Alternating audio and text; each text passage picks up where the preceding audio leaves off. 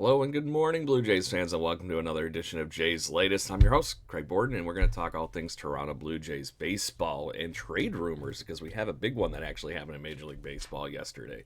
So, first things first, please hit those like, shares, subscribes, and if you could do me the favor and would like to win something fun, I got a wonderful Toronto Blue Jays jersey that we're giving off. It's a basketball, baseball Blue Jays jersey, but head over at BirdwatchingGC on X and give us a like, share, follow. And all things Blue Jays baseball, we got some things that I can't believe happened in Major League Baseball that we are.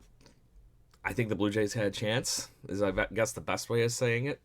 The Seattle Mariners acquired Josh Naylor yesterday from the Arizona Diamondbacks in the first big trade of the actual trade deadline. Yes, I know Rafael Devers got traded earlier in the season here. That was a huge trade, but this is the within proxy of the trade deadline first big major move. Jerry Dipoto of the Seattle Mariners, or GM, apparently is notoriously for doing this. He kickstarts the whole trade deadline, sets the market, sets the tone. And wow, did they get a bat for the Seattle Mariners and Josh Naylor. Naylor is having a spectacular season, and in the midst of getting traded here, he is currently batting .292 with 11 home runs, 59 RBIs in 93 games. So, just good. So, what did they get back in their Arizona? They ended up getting the 13th and 16th prospects out of the top 30 Seattle Mariners list. Brandon Garcia and Ashton Easy are going back to Arizona to be able to be on their team. But in the midst of this, that seems like a good deal because at the end of the day, Josh Naylor is a rental getting mid top 30 prospect level back in return, helps the Diamondbacks, but it doesn't seem like it was an overpay. It seems very fair from afar. I would think that this is going to be good for both. It doesn't feel like they gave up the farm to get Josh Naylor and his 59 RBIs to come hang out in Seattle for the rest of the season. He is a free agent at the end of the season, though. So that's the reason I think the price is fair right there. Almost rhymed there. So it bolsters this Seattle Mariners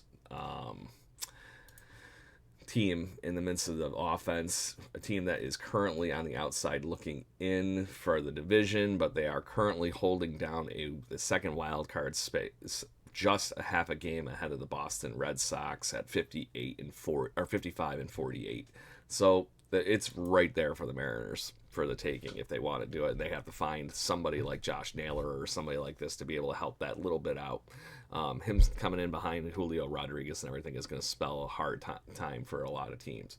So, anyways, moving right along, there is obviously all sorts of rumors flying around, and the Toronto Blue Jays are at the center of the majority of them, especially when it comes down to righty bats and starting pitching. The newest rumor is apparently, oh shoot, I didn't type in that stuff. The Toronto Blue Jays have been in on Dylan Cease. Dylan Cease being one of the best pitchers in Major League Baseball. Cease is just incredibly good. In the midst of that, I'm very surprised that the San Diego Padres are not just riding him out for the end of the season, but it looks like they're actually potentially trying to trade him because he is a free agent at the end of the season. I think they want to get something out of it for a team like them that has trouble acquiring talent in the free agency. They're trying to get somebody in a trade.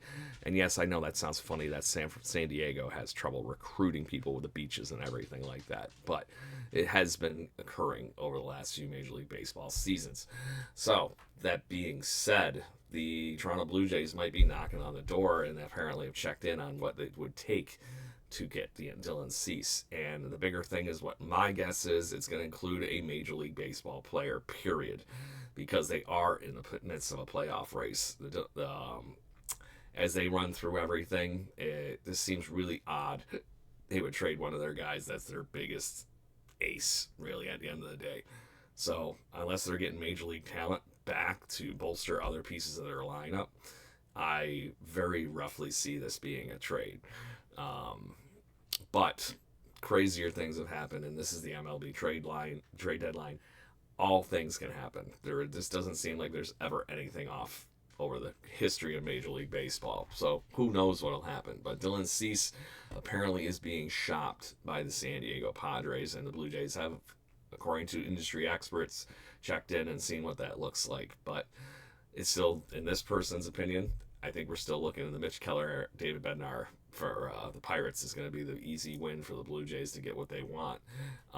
We'll see what happens, because even the Cleveland Guardians over the last week don't look like they're going to be trading like they are. But we know that at this point, the Arizona Diamondbacks are going to be sellers. We've proven that. And like I said, it seems like the pricing might be appropriate. So let's go get Zach Gallen. I do love it.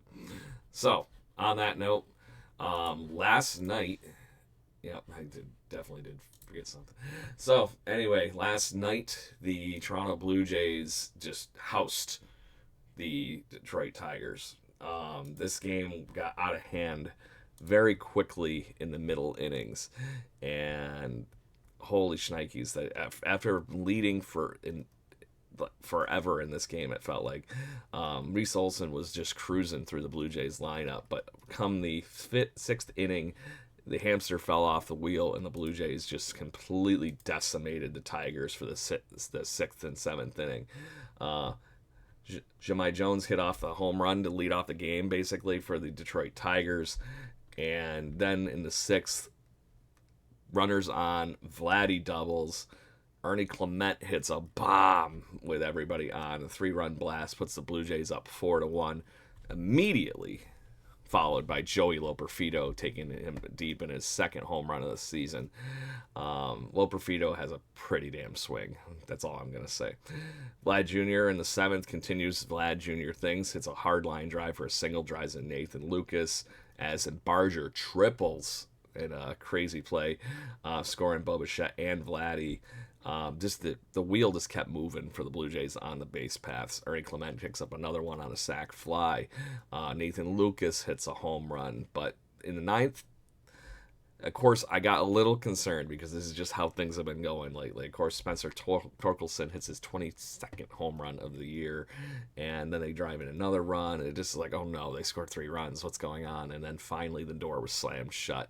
Blue Jays win 11-4 and currently have the best record in the American League, period. Interesting for a team that could barely hit, could do nothing right in April. On that, Eric Lawler being the story of this game outside of the Blue Jays offense.